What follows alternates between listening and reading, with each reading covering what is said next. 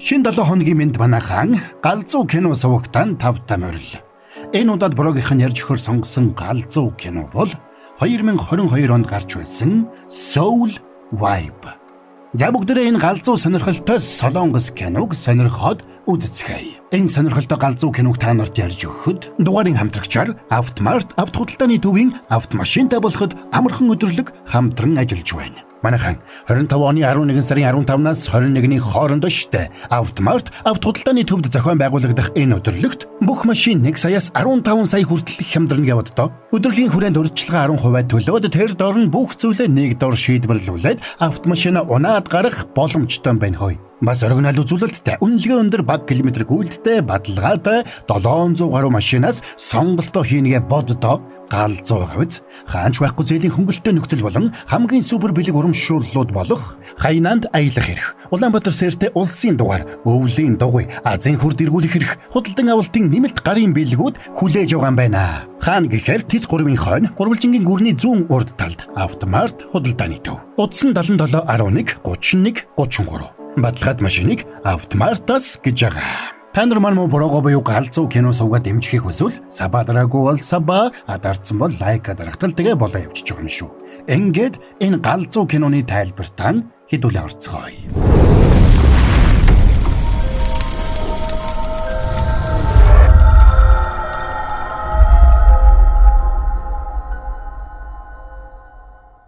За 1988 он уралдааны машины жолооч Донуг дүүтэйгээ Сауди Арабын цөлөөр улаан галзуу давхиж байгаагаар кино эхэлнэ. Тэд давхиж явсаар цөл дундах нэг бензин колонкийн гадаа ирэхэд тэдэнтэй уулзахаар болцсон хүмүүс ч тэнд хүлээж байлаа. Тэдний ирэхэд ачаан дээрээс нэг хайрцаг унсанд тэр нь дүүрэн зэвсэгтэй хайрцаг байдаг. Өөрөөр хэлбэл мань хоёр хууль бус бараа хөлсөөр зөөж өгч байсан нь энэ байлаа. Бараа зөөлгсөн нөхөр тэдэнд Америк туулах нэг чухал уралдааны зурагт хуудас болон дөхтөөтэй мөнгө өгсөнд нөгөө хоёр ч цалингаа аваад бензинээ дүүргээд тэндээс бушуухан давхицгаалаа. Тэр хоёрыг Сөүлд ирэхэд нэг найз нь тэднийг такситай тосч авна. Ажлаа амжилттай бүтээгээд их орондоо ирсэндээ тэд баяртай байлаа. Гэвч тэднийг ачаагаа ачиж амжаагүй байтал Донугийг сургалж өөр хүмүүс ирсэн учраас тэд сандарсандаа бүх хажаагаа орхиод найзынхаа таксинд суугаад явцгаана. Найз нь Донугээс асууна. Тэр юу хүмүүс байсан бэ? Мэдгүй өмнө нь таарч байгаагүй нөхдүүд л байна. Тэгээд Донуг төрлөх тосгондоо ирээд нүдэндээ читгэсэнгүй. Учир нь 1988 оны Олимпиад зориулаад тэдний тосгоныг нураацсан учраас төрлөх тосгон нь хогийн цэг шиг юм болчих. Донуг баг дүүгийнхээ хамт Сауди Арабид очиод 2 жил болоод ирсэн нь тэр байж. Гэвч тэдний араас 2 машин дагаж ирсэн учраас Донуг аргагүй болж цааш хөдөлнө. Энэ үеэр холгүйхэн хэсэг залуус Донугийг дурангаар харж байгаад өөрсдийг нь чиглэж хөдөлсөн даруйд машиндаа суугаад урдаас нь тосож хөдөлцгөөлөө. Тэр нь Донугтай байн өрсөлддөг нэг залуу байна. Тэр Донугийг дошиндоо эргэж ирэхийг удаан хүлээсэн нь тэр байж. Тэгээд тэрний хоёр найзынхаа хамтаар улаан машинд суугаад урдаас нь чиглэж ирж байгааг Донуг хараад айхан бүхэл харин ч урдаас нь чиглээд хурдалж давхилаа. Тэгээд хоёр машин хоёр талаас улаан галзуу тулахтаа зэрэгцээд Донуг машинаа огцом дарж кардан татаад эргэж нөгөө залуугийн машин болон өөрийг нь дагаж ирсэн хоёр машиныг тойрч юм харагдахын аргагүй шороо бостол давхиж угаад тэднийг юу болоод байгааг ойлгохоос өмнө тэндээс зүгтдэг.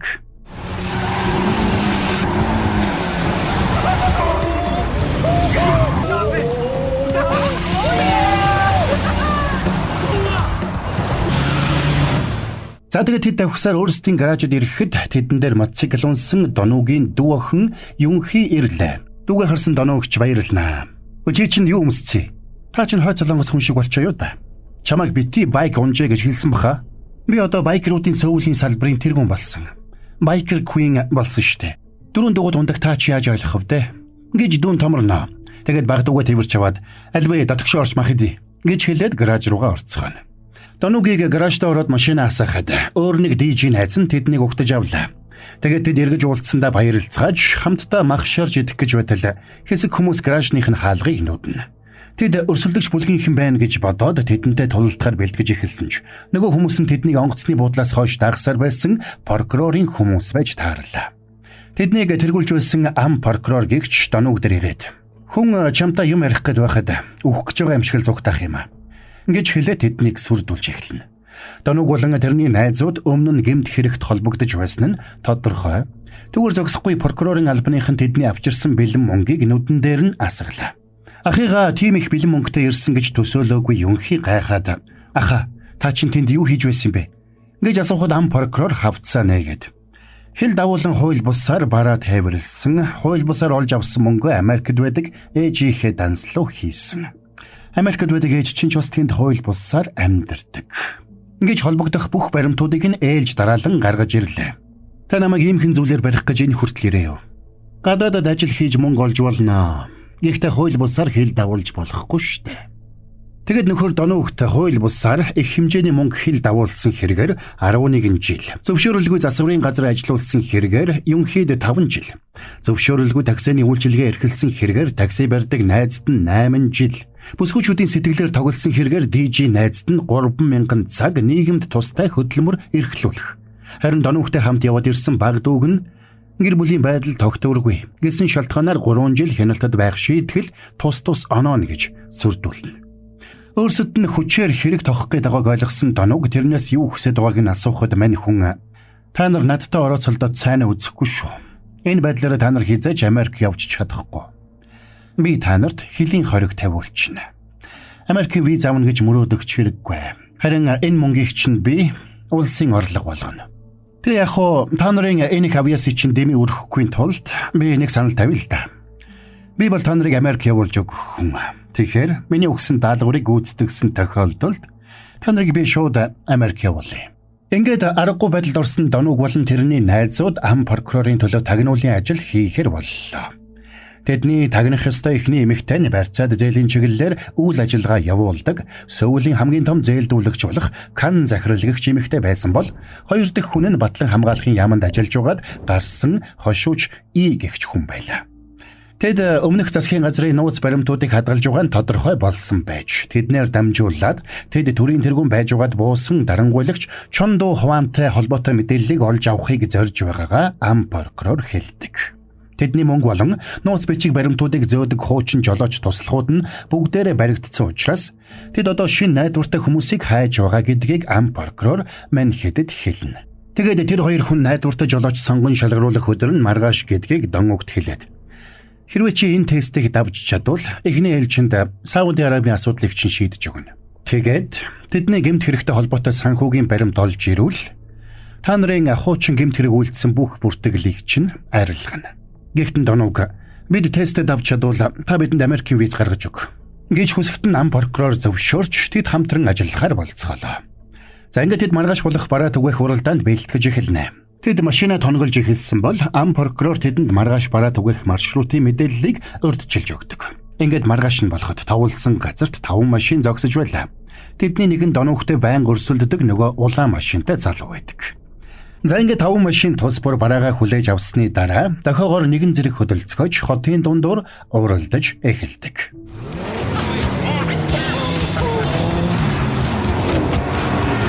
Уралдаан эхэлсэн даруйд Донууг хамгийн урд гарсан ч уралдаанд орж байгаа нэг залуу тэдний хажуугаар хурдтай дайран гарч ирнэ.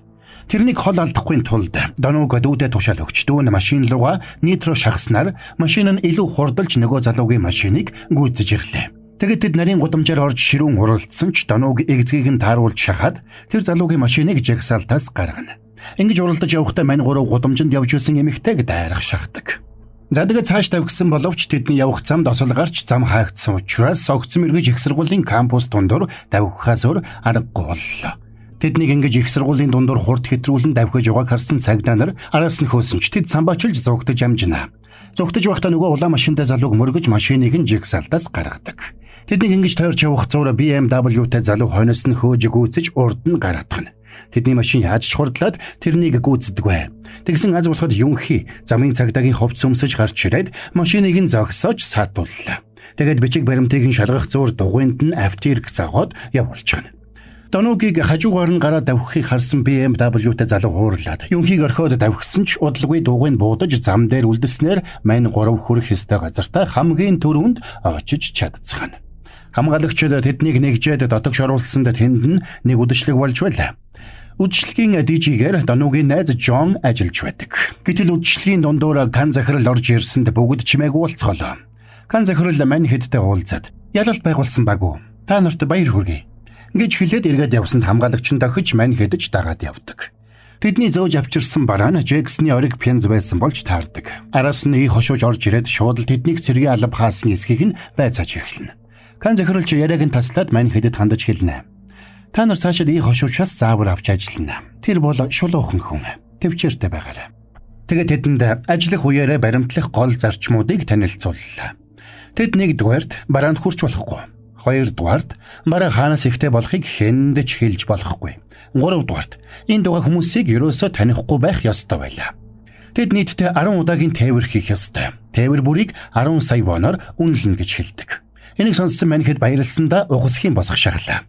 Доног энэ үеэр бие барьж нөгөө хэдтэй хандаж. 100 сая хангалтгүй санагдж байна. Бид юу зөөх гэж байгаагаа мэдэхгүй байгаа штэ. Гэхдээ цаадуулан дохиог нь ойлгоод бүгд үнэрхэж эхэлцгэн. Кан захирал доногт хэлнэ. Чи зөрөгтэй залуу юм биз дээ? Би эцсийг нь хүртэл явна гэж шийдэх хүртлээ хаазан дээрээ гიშигдэх хүн. Доногийн хариулт Кан захиралд таалагдсан учраас тэгвэл эцсийг нь хүртэл яваарай гэж тэр хэлдэг. Тэгээд бас тэр эхний 5 түгээлт тус бүр 10 сая. Сүүлийн 5 түгээлт хүн тус бүрт 10 сая буюу түгээлт бүрийг 40 саяар үнэлнэ. Би та нарт итгэж байна. Нэгэнд эхэлсэн бол буцах зам байхгүй шүү. Ингэж хэлэхэд нь хошууч тэдэнд бууга харуулдаг. Ингээд маньхэд тэндээс гарч явцгаалаа. Оройн маньхэд баярлсандаа нэг газар багсаагийн муугаад халамцуухан гараад явж байтал хошууч залуусынхаа хамт хүрээд ирдэг. Тэгээд тэднийг чухал ажлын өмнө хайхрамжгүй байна гэж загнаад 3 залууд нэг шанаа өгдөг. Тэгээд тэдний нүдэн дээр машиныг нь шатаагаад ийм чухал ажилд та нарт илүү хурдан машин хэрэгтэй. Энэ бол та нарын гүйцэтгэх ёстой 2 дахь даалгавар. Ингэж хэлчихэд яваад өгнө. Аргагүй байдалд орсон маньхэд ам прокуророос тусламж хүссэнд цаадах нь улсын орлого болгосон үнэтэй хүчтэй гадаад машинуудыг байрлуулсан гаражид тэднийг авчирлаа. Амьдралдаа унж үзээгүй машинуудаа одоо л унах нь. За сорий байж байгаа. Бронкастныг реклам хүргэтгэе. Анхаараарай. Автомашинтай болоход амархан өдрлөгийг хэлэхэд бэлэн боллоо. Айдухтай орчин бүнхэтсэн буцан хаягтай газраас автомашина сонгоод аваарай. Таны сонгосон автомашин 1-ээс 15 сая төгрөг хүртэл хямдрах болно. Монголын хамгийн том автомашины үзэсгэлэн худалдаанд тавтай морил. 700 автомашинаас сонголтоо хийж хөдөө орнуудад харгалзахгүй ердөө урьдчилгаан 10% төлөөд өөрийн хүссэн автомашина хурдан шуурхай өөрийн болгоод аваарай. Олон бэлэг урамшууллууд таныг хүлээж байна. Урамшуулал 11-р сарын 15-наас 21-ний дуустал ердөө 7 хоног үргэлжилнэ. Дэлгэрэнгүй мэдээллийг 77 11 31 33 автомашинтай болоход амархан өдөрлөгөөр зочлоод гараарай. Автомашинтай болоход амархан гэж. За, кино тайлбараа хэдүүлээ үргэлжлүүлцгээе. Амьдралдаа унж үзээгүй машинуудаа одоо л унах нь гэж тэднийг баярлж байтал ам прокурор цааш нь дагуулж яваад баахан хуучин машинууд тавьсан хэсэг даваачна. Татвар төлөгчдийн мөнгөөр та нарыг тансаглуулахгүй. Эндээс хүссэн машинуудаас сонгох. Гэхдээ доног тэгвэл та биднээс яагаад 3 машин сонгож байгааг асуухгүй шүү. Гэж хэлээд тэнд байсан 2 хуучин машин нэмээд гаражны болонд хуцлагтай байсан 1 машиныг авахар болно. Тэгсэн тэр машин нь ам прокурорын машин болох тухайн үеийн Солонгосын хамгийн хүчтэй хөдөлгүүртэй суудлын тэргүүдийн нэг Hyundai Grandeur байж таардаг. Тэгээд 1 машинаа унаад Кан захирлын зааж өгсөн 1 хуучны сүмд очсонд Кан захирал тэдэнд кодтой төмөр хаалга бүхий 1 өрөөнд дагуулж очно. Тэр өрөөнд маньхэдийн зүудэндээ ч харж байгаагүй их мөнгө бэлнээр байж байдаг. Тэр их мөнгийг хараад маньхэд шоконд орлоо. Кан захирал хэлнэ. Энд нэг их мөнгө байхгүй. 5 тэрбум орчим вон л байгаа байх. Та нараа шаардлагатай үед эндээс мөнгө авч миний аваарай гэсэн зүйлсийг авч өгч байх болно. Дараа нь маньхэд гараждаа очиод нөгөө 3 машина хооронд нь нийлүүлж өөрсдийнхөө хүссэн багтаамж сайтай хурдтай хүчтэй машиныг бүтээдэг. Ингээд өөрсдийн супер машиныг бүтээсэн маньхэд даалгавраа биелүүлж шөнийн цагаар хотын дундуур нэг дүүргээс нөгөө дүүрэг лүү хайрцаг савтай ачаа бараг зогсолтгүй зөөж эхэллээ. Тэднийг ачаага зөөх бүрд бараа хүлээж авсан тал нь тэдний тэмдэглэлийн дэвтэрт тамгадарч өгдөг байж.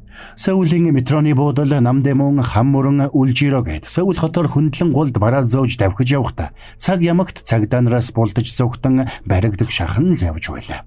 Ингэж явахдаа тэд очисон газар бүрдээ нууцаар бичлэг хийцгэн. Тэгэд тэд ам прокурортой уулзлаа. Бидний хаан левэн цагдаа нар шууд л олчих гээд ах юм. Энэ асуудлыг яаж шийдэх вэ? Хөхтэйвэртэй ордны шинэ эзэн хуучин эзнээ барьж авах гээд тэрний хулгайлсан их хэмжээний мөнгийг яралтай болох тушаалыг цагдаа нарт өгсөн юм. Харин та нар цагдаа нараас урьдаад мөнгийг нь зөөгөөд давхад байгаа болохоор аргагүй л дээ. Гэхдээ Донуугийн найз Хөхтэйвэртэй ордны эзэн гэдэг нь хий юм бэ? Ингэж хэлээд онгонд орно. Энэ үеэр Донуугийн найз DJ John ганц захирлын залуус хайрцагтай чихмэл тоглоом дотор нуусан хуучны үнэт хэдлэл түүх дурсгалын зөвлөсийг зөөж байсныг харсан гэдгээ хэлдэг. Энийг сонссон ам прокурор тэдэнд та нар үлдсэн тээврээ маш болгоомжтой хийгээрэй. Илүү дутуу болгоомжгүй алхам мэдхийл хийгээрэй дээ. Ингэж сануулад салаад явна. За ингээд Донуг болон тэрний найзууд эхний 5 тээврээ амжилттай хийж цалингаа авснаар бөөн баяр болцгоолоо. Үүнээс цааш тэдний цалин 4 дахин нэмэгдэнэ. Энэ үеэр Кан захирал тэдэнтэй менежерээ уулзуулж эхний хагас ажлаа сайн хийсний бонус болгоод байр бэлгэлдэг. Үүнд нь Сөүлийн ядуу дүргээс гаралтай мань залуусч хагартлаа баярлцгаана. За тэгээд гинт их мөнгөтэй болцсон мань хэд болгоомж алдаад энэ тэрүүгээр шоудж шүний мэдээгээр хүртэл гараад амжина. Нэг өдөр Донуг дүүтэйгээ машинд явж байтал 2 ачааны машин тэрнийг шахаад замаас гаргаж орхилоо. Тэднийг юу болоод байгааг ойлгож амжихаас өмнө ий хошууч залуусынхаа хамт гарч ирэхдээ Донуугийн дүү охин болон найзыг нь барьсан байгаа харагдлаа. Тэгээд ий хошууч Донуугийн дүү охинд буу тулгаад та нарыг мэдэхгүй гэж бодсон уу аа? Би 3 хүртэл тоолно. Тэгээд та нар тэрнтэй уулзаж юу ярьснаа хэл гэж хашгирч хэлнэ. Мань хэд сандраад бид хинтэй ч уулзаагүй. Таны юу яриад байгааг ойлгохгүй байна гэж гүрийсэн ч цаадхан тоох шинжгүй тоолсоор байлаа. Аргаа барсан Донууг дүүгийн минь оронд намайг бууд гэж хэлсэнд ий хошууч тэрэнд буу тулгаад өөхөөс өмнө хэлэх сүүлийн үг байна уу гэж асуулаа. Тэгэд 3 тоолоод Донуугийг буудсанд азуулахад тэр нь будгаар бууддаг буу байж таардаг. Өөрөөр хэлбэл ий хошууч тэднийг шалгасан байна. Та нараар тоглосон юм. Та нар шалгалтай амжилттай давлаа. Кан захирал та нарт сайн хандаж байна гэд битгийл давраад байгаарай. Хэрвээ ажил хэрэг нураах юм бол та нарын толгойд сум зоон шүү гэж хэлээд явхаас өмнө тэдэнд тестийг амжилттай давсны шагнал гээд өмнөх ерөнхийлөгчийн гарын үсэгтээ цаг бэлгэлдэг. Энэ үеэр ам прокурорын тушаалаар Донуугийн найз DJ John Кан захирлын туслах эмэгтэйгээс нууц өрөөний түлхүүрийн хэвийг авах даалгаврыг биелүүлж байлаа. Энийг нь мэдсэн Донууг ам прокурор дээр очлоо. Бид танд мэдээ дамжуулагч хийн гэж тохирсон болохоос өөр ажил тохироогүй. Таны энэ байдал арай хэтэрчин. John амиа алдчих болохоор юм штэ. John хэрвээ тэр түлхүүрийн хэвийг олж ирж чадвал бид данс тооцоо бүртгэдэг дэвтрийг нь оллоо л гэсэн үг. Тэгээд анх юу ярьснаа битгий мартаарай. Та нар Америк явах хэвээрээ үстэй. Би та нарыг Америк явуулах нь битгийх л яг одоо шоронд хийж чадна шүү. Та юу хийхийг хүсснээ хий. Би лавын ажиллагаанаас чинь гарлаа. Солонгосын ард түмний хөлс цусаар олдсон тэр их мөнгийг хууль бусаар зөөж хэдхэн хүн завшихыг бид хэрхэвч зөвшөөрч болохгүй.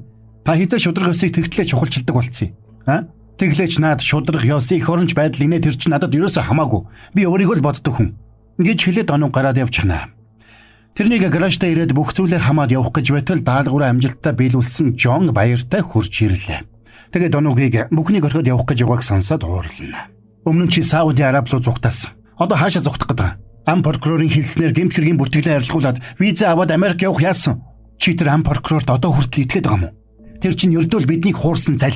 Ингээд Донуугийн найзууд түлхүүрийн хэвийг тэрнгүүгээр ам прокурорт аваачиж өглөө. Тэгээд шаардлагатай бол бид нар нууц өрөөнд байгаа баримт бичгүүдийг хулгайлж авчиръя гэж ам гарна. Хэдийгээр энэ ажил маш аюултай гэж ам прокурор болгоомжилж байсан ч тэд бид энийг хийж чадна гэж зүтгэсээр байсан учраас арга буюу зөвшөөрдөг. Ингээд мань дөрөв Донууггүйгээр нууц өрөөнд нэвтрэхээр шийдэцгэнэ. Тэгээд төлөвлөгөөний дагуу Юнхи үйлчлэгчийн дүрээр дотогш нэвтэрсэн бол DJ John Юнхигийн чимээг дарахын тулд санамсаргүй байдлаар дуу тавьчихсан дүр үзүүлдэг. Юнхич дотор баримт бичиг нэгжиж угаад санамсаргүй байдлаар пензны завсар хавчуулсан бүртгэлийн хуудсыг олж авдаг. Ингээд Юнхи John хоёр Кан захирлыг ирэхээс өмнө амжиж өрөөнөөс нь гарцгаалаа. Гэвч тэр хоёр буудлын үүдэнд Кан захиралтай таарсан учраас хоёр тийшээс салж Юнхи үйлчлэгч нарын хэсэг рүү буусан ч зохион байгуулагчид баригдах шахдаг. Аз болоход Донууг тэнд очоод Юнхиг зугтаалгаж амжлаа. Энэ үеэр Донууг болон тэрний найзуудад бэлгэлсэн цагын дотроо сонсох төхөөрөмж суйрлуулсан байсан ий хошууч ам прокурорын талаар тэдний хоорондоо ярилцсан яриаг сонсож байлаа. Тэгэд уурандаа Кан захирал руу очиж та тэр залууст зөөлөн хандснаас болоод бидний төлөвлөгөө талаар болох гэж байна. Би энэ талаар генералд хэлвэл баярлахгүй л болов. Тэр тээвэрлэгчид чинь прокурорын тавьсан харахнууд байж. Тэгээ зогсохгүй данс тооцоо бүртгэсэн бүртгэлийг чинь хүртэл хулгайлсан байна. Гэж хашгирсанд цаадах нь уурандаа идэж байсан шүлөө нөөрлөн цацаад. Чи муу нохоо. Өөрийг чинь тижээж байгаа хүн лөө чангаар хуцах хэрэггүй шүү. Гэж хашгирсанд ий хошууч уучлал гуйгаад тэндээс гарч явдаг. Дараа нь Кан захирал туслахтаа бүх бэлэн мөнгөө доллар болгохыг тушаалаа. Энэ үеэр найзууд уулзаад Донууг John хоёр ам прокурорын оффист иртэл тэнд нь хинч байсангүй. Ширээн дээр нь тэдний нэр дээр гарсан Америкийн визтэй паспортууд байлаа. Гайхсан Донуг Жон хоёр офсоос гартал дээд давхраас ам прокурорын дуу гарах шиг болно. Жон би тэнд юу болж байгааг хараад ирье. Чи машин руугаа явж бай. Гэсэн Донугч машин руугаа явлаа. Тэгсэн гинт машин дээрээс нь ам прокурор унаад ирнэ. Тэрнийг өндрөөс шидэсэн нь илэрхий. Донугийг цочирдоо зогсож байтал Жон хар хурдаараа гүйжрээд "Донугээ зүгтаарай" гэж хашгираа Донуг дээр очиж амжихаас өмнө хошуучийн хүмүүст баригдчихна. Донугч бушуухан ам прокурорын машинд суугаад зүгтлээ. Прокурорыг өндрөөс шидсэн хүн нь хошууч байдаг. Тэр өдөр хошуучийн хүмүүс тэдний гаражийг ч бас бүхэлд нь шатаасан байж.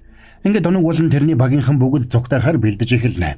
Юун түрүүнд Америкт байгаа ээж рүүгээ утасцсанд азуулахад ээж нь зүгээр байлаа.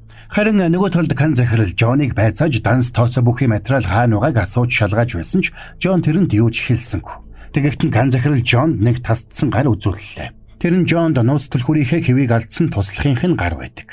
Энийг харсан Жон бүрч их ууралж Кан захирлыг харааж зөхөж эхэлсэн учраас хошууч тэрнийг ухаан алдтал нь цохиж орхино. Ингээд нэмэргүйг ойлгосон Кан захирал наадах чинь юу ч хэлэхгүй юм байна. Энд цаг алдаж явахаар нас барсан прокурорын асуудлыг шийдээд үлдсэн мөнгөө яаралтай гүйлгэх асуудалд анхаарцгаая гэж хэллээ. Удалгүй зурагтаар Донуг болон тэрний бүлэглэлийнхэн ам прокурорыг хороогоод нуугдсан тухай мэдээ хаасайгүй тарж эхэлдэг. Энийг үтсэн залуус бүгд шоконд орцголоо. Үүнээс гадна Донугийн дүү Юнхигийн гэрээс их хэмжээний мөнгө олдсон тухай мэдээ хүртэл цацагдж эхэллээ. Арга барсан Донуг машиндаа суугаад цаашид яах тухайгаа бодож эхэлнэ. Тэгээд санамсаргүй ам прокурорын машинд байсан кассетыг сонсч байтал тэр нь Кан захирлын томоохон бизнесмэнүүдтэй ярилцаж байсан хувилдааны бичлэг байж таардаг. Энэс гадна Кан захирлын хамгийн том босс болох өмнөх ерөнхийлөгч генерал Чунтай уулзсан яриаг хүртэл ам прокурор бичиж авсан байж. Ингээд Донуг тэр кассетыг хуулаад Кан захирлаас хулгайлсан данс тооцоонуудыг авч ам прокурорын удирдлага дээр явж очлоо. Гэвч цаадах нь энэ хэрэгт маш болгоомжтой хандаж байна. Учир нь улсын ерөнхий прокурор эсрэг талд ажиллаж байгааг тэр мэдсэн байлаа. Гэвч Донуг тэрнийг ятгаж бид гин буруугүй гэдгийг нотолж тэр гэмт этгээдүүдийг заавал илчлэнэ. Би тэдний бүх мөнгийг олоод нүдэн дээр нь үгүй хийн. Миний найз амьд байгаа эсхэгч би мэдэхгүй байна. Тиймээс би өөрийнхөө хийх зүйлийг хийх болно. Харин та өөрийнхөө хийх ёстой зүйлийг л хийгээрэй. Энэ баримтуудыг цуглуулахын төлөө ам прокурор амиа зориулсан юм шүү. Тиймээс та хамтран зүтгэгчийнхээ үхлийг талаар болгох хэсгээ өөрөө шийд гэж хэлчихэд бүх баримтаа тэрэнд өгөөд явдаг. Тэгэд Кан захирал хошууч хоёр сүүлийн багц мөнгнүүдээ хаана нуусан, хаана зөөх гэж байгааг олж мэдхийн тулд Донуг болон тэрний залуус тэр орой тэднийг нууцаар дагаж эхэллээ. Тэгэд тэд хошуучийн машиныг дагаж явсаар ойн гүндэх нэг байгууламжид очисон даруйда хошуучийг дуудана. Тэрнийг ирэхэд Донуг тэрэнд нэг бичлэг сонсгохоор болно. Тэгэд эхлээд Жоныг бидэнд харуул гэсэнд тэд задуулж нэг хөлн дагуулсан тэрнийг чирсээр ирлээ. Хариуд нь Донуг хөгжмөө гаргаж ирээд ам прокурорын бичиж авсан нэг яриаг тэдэнд сонсгодог. Тэгсэн тэр нь Кан захирал болон тэдний босс Чун генерал хоёрын ярианы бичлэг байлаа. Тэд бүх мөнгө аваад Солонгосоос зугтаахта үлдсэн бүх асуудлаа хошуучийн дээр тогтчоод зугтаах гэж төлөвлөсөн болгоно тэр бичлэгээс тодорхой болдог. Энэ дээр нь Донуг хошуучийг ядгана.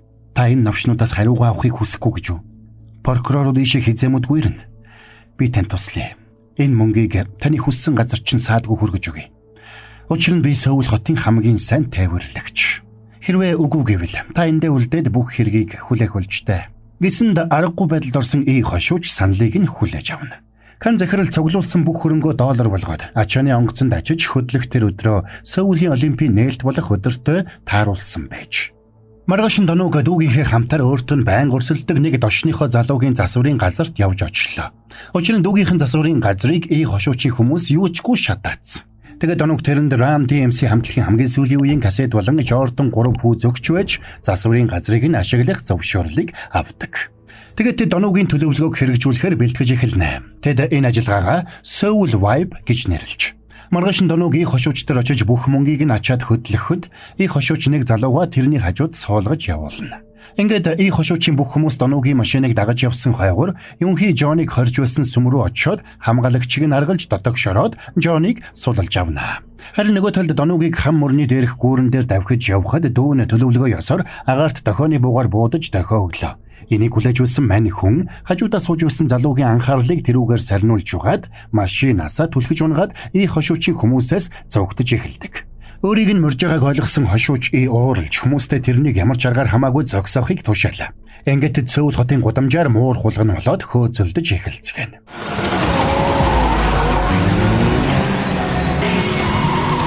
Энэ үеэр Донуугийн таксины жолооч найз такситайгаа давхиж ирээд хөөж угаа нөхдүүдэд цаад болох гэж хөөрхөн оролдож эхэлнэ. Гэвч хошууч тэрний машиныг мөргөөд онхолдуулчихна. Энэ хооронд мань Донууг машинтайгаа гудамжинд болж байсан үзүүлэгч жигсаалын дунд явж оржээ. Мань хошуучч залуусынхаа хамт хойноос нь жигсаал руу явж орлоо. Энэ үеэр Донуугийн төлөвлөгөө ёсоор тайзны утаагаар бууддаг буугаар буудаж тэр хавийг бүхэлд нь утаанд хучсанд Донууг цаашаа кан захирлын байсан онгоцны буудлал руу давхилаа. Таксины жолооч найз нь онхолдсон машинаасаа бууж чадахгүй гадсан байна. Аз болоход Жон ирээд машиныг дэлбэрэхээс өмнө амжиж гаргаж чаддаг. Нөгөө талд жигсаал дээр саадсан хошуучийн хүмүүс арайхийн утаан дундаас гараад Донуугийг хөөж эхэлнэ. Донууг хэдийгээр чадварлаг жолооч боловч шиг машин нь ачаагаараа дүүрэн мөнгө ажсан учраас тийм ч хурдан давхиж чаддаггүй. Тиймээс Соулийн онгоцны буудалд хүрэхээс өмнө дахиад л хошуучийн хүмүүст байрагдах шахна. Үүн дээр нэмээд тэднийг цагдаагийн машинууд хөөж эхэлжээ. Хэрв Донууг замдаа цагдаад баригдчих юм бол төлөвлөгөө нь бас л бүтлэг үйтгэнэ. Гэвч Юнхи болон тэрний байкер клубийнхэн цагаа олоод мотоциклтайгаа давхиж ирээд хөөж байсан машинуудын цонх руу будаг цацаж удаашруулж өгдөг. Энэ үеэр Донууг бэлдсэн төлөвлөгөөнийхөө дагуу онгоцны буудалд нэвтрэх хаалтыг давж цааш орж амжина. Тэгсэн хошууч араас нь онгоцны буудлал руу нэвтэрч Донуугийг зогсолтгүй хөөсөөр ойртож ирээд буудаж эхэлнэ. Гэвч Soul Vibe төлөвлөгөөнд энэ хувилбарыг ч бас залуус тооцоолжээ.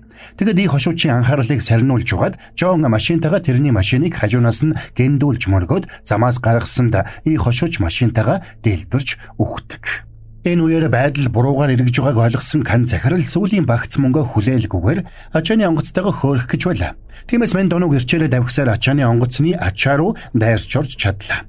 Онгоц хөөрсөн хойно Донуугийг машинаасаа гарч ирэхэд кан захирал тэрнийг хараад дэлбэртлээ уурлаж алга таатгана. Харин Донууг машиныхаа урд байрлуулсан нууц камераар энэ бүхнийг бичиж баримтжуулж байгааг цаадах нь мэдэхгүй байгаа. Мань Донууг ч гэмгүү царайлаад хэлнэ. Мөнгө чи арай гэж авчирч яхад ингэж байгаа мó? Энэ бүх мөнгө миний хэмчин чи авчирч өгөхгүйгээд яах юм? Ажимма, түүхийн музей дотор халзан генералтай уулзах уулзалтанд чинь амжилт хүсье. Би хүссэн бичлэгийг хийгээд авсан учраас одоо эндээс явлаа. Гэж Донууг хэлээд машиныхаа ачаан дээр гарлаа. Кан захирал сандарч хамгаалагчийнхаа бууг булааж аваад Донуугийг буудах гэсэн ч онсонгүй. Энэ зөөр Донууг амжиж онгоцны ачааг нээж аваад машиндаа сууж амжина. Тэгээд ухарч кан захирлыг мөргөөд урагшилж нэг хамгаалагчийг нь мөргөөд дахиад хоош ухарч хүч аваад онгоцноос үсрэх гэсэн ч машиных нь арын тоноглол олсоор бэхэлсэн байсан хайрцаг дүүрэн мөнгөтэй орооцолдоод хөдөлж өгсөнгүй. Энэ боломжийг ашиглаж кан захирал тэрнийг буудах гэсэн ч Донуугийн аз болоход суман дуусчихжээ. Санаа намарсан Донууг машиныхаа бүх хүчээр урагш зүтгэж онгоцонд очсон байсан бүх мөнгийг чирсэн хിവэрэ онгоцноос үсэрч буудаг. Тэгээд машин нь газар мөрөхөөс өмнө амжиж машиндаа бэхэлсэн байсан шүүхрээ дэлгэж амждаг. Ингээд тэрний газарт буухад тэнгэрээс доллар бороо мэдэл асгарч эхэлдэг. Үүнтэй зэрэгцээд Соулийн прокурорын газраас кан захиралтай холбоотой мэдээллүүдийг цацаж бүх мэдээллийн сувгаар тэдний хууль бус ажиллагааг илчилдэг. Киноны дүрс солигдоход Донууг найзуудтайгаа ам прокурорын булшин дээр очиод хүндэтгэл үзүүлж байна.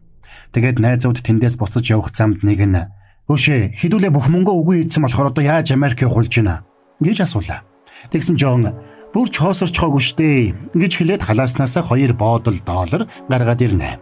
Таксины жолооч найз нь "Чи хулгайч нохоо шиг кан захирлын мөнгнөөс хулгайлцсан байх нэ" гэж хаширхад Юнхи тэрнийг барьж аваад "Би чамаагч бас харсан шүү" гэж хэлнэ. Тэгсэн таксины жолооч найз нь бүсэлхийгээрээ дүүрэн боодол долларууд орооцсон байлаа. Энийг харсан найзууд бүгд дуу алдацгааж "Үш наадахынхаа бүх хувцсыг нь тайлаад хөөе нэгж өмдийн тайл хөөе" гэж шуугилдцгаана.